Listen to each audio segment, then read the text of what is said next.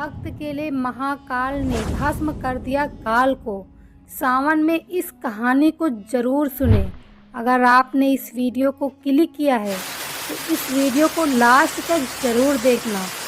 महाकाल शिव की महिमा अपरंपार है। उन्हें प्रसन्न करने के लिए किसी खास प्रयास या पूजा पाठ की जरूरत नहीं होती, बल्कि सच्ची श्रद्धा और पूरे मन से किया गया प्रयास आपको भोलेनाथ की कृपा का पात्र बना सकता है। शायद यही वजह है कि अपने भक्तों के लिए महाकाल ने काल तक को भस्म कर दिया था। ऐसी ही एक कथा मिलती है हमारे धार्मिक ग्रंथों में, जिसे हम आपके साथ शेयर कर रहे हैं। मान्यता है कि भक्तों का चरित्र पढ़ने और सुनने से भोलेनाथ की असीम कृपा और पुण्य की प्राप्ति होती है।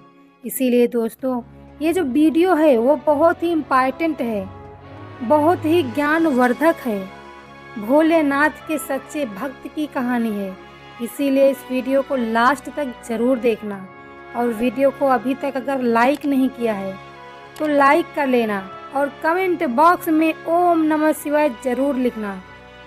और चैनल पर अगर पहली बार आए हैं तो चैनल को सब्सक्राइब जरूर कर लेना। तो चलिए बिना देर के भी आगे बढ़ते हैं।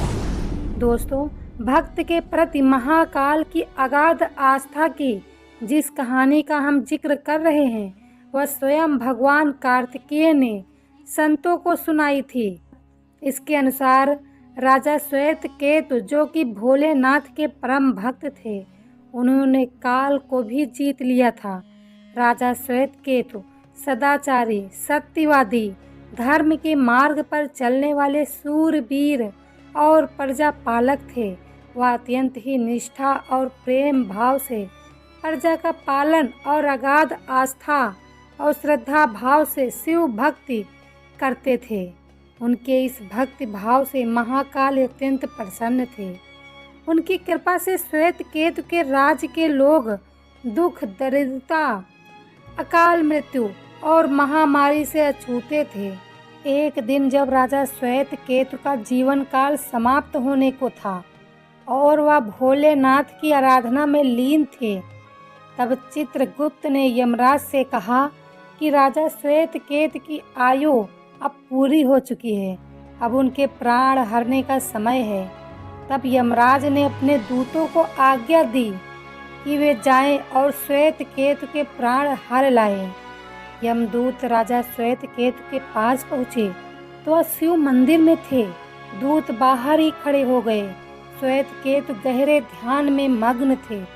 बहुत देर हो गई, न श्वेतकेतु का ध्यान टूटा और न यह दूत हिले। दूत बिना अपना काम किए खड़े रहे। जब वे वापस नहीं पहुँचे तो यमदूत ने विलंब होते देखा तो काल दंड संभाला और खुद चल पड़े। दूतों के आने में देरी होने के चलते यमराज स्वयं ही राजा श्वेतकेतु के प्राण हरने पहुँचे। लेकिन जब उन्होंने देखा कि वह तो महादेव की साधना में लीन है, तब वह सोच में पड़ गए कि इसके प्राण कैसे हरे। उन्होंने सोचा कि यह अभी पूरी तरह से शिव पूजा में डूबा है। इस स्थिति में शिव पूजा का उल्लंघन नहीं किया जा सकता। तब वह भी बाहर ही खड़े हो गए। उधर जैसे ही काल को इसकी सूचना मिली तो उन्होंने तलवार निकाली और शिव मंदिर में जा घुसे। काल ने देखा कि राजा श्वेतकेतु अभी भी भगवान शिव के लिंग स्वरूप के सामने बैठे ध्यान मग्न है। वह झपट कर आगे बढ़ा और जैसे ही उसने राजा श्वेतकेतु का सिर काटने के लिए तलवार उठाई, शिव ने अपना तीसरा नेत्र खोलकर काल की ओर देखा। भोलेनाथ का तीसरा नेत्र खुलते ही काल वही राजा श्वेतकेतु के सामने जलकर भस्म हो गया। थोड़ी देर बाद जब राजा श्वेतकेतु का ध्यान टूटा, उन्होंने अपनी आंखें खोली तो राख में बदल चुके काल को देखा। उन्हें चिंता हुई कि यह कौन है और क्या है। श्वेतकेतु ने भगवान शिव से पूछा कि हे भोलेनाथ, ये किसकी राख है? इसे किसने और क्यों जलाया? तब भोलेनाथ ने बताया कि यह काल था जो कि तुम्हारे प्राण हरने आया था। राजा श्वेतकेतु ने कहा कि हे महाकाल, यह तो आपकी ही आज्ञा से तीनों लोक में विचरता है, लोक को नियंत्रण में रखता है। इसी के भय से तो लोग पुण्य कार्य करते हैं। आप इन्हें अति शीघ्र जीवन दे दें। शिव जी की कृपा से काल जी उठे और उसने उठते केतु को अपने गले से लगाकर बोले कि हे राजा, तुम जैसा तो तीनों लोकों में कोई नहीं है। तुमने तो अजय काल को भी जीत लिया।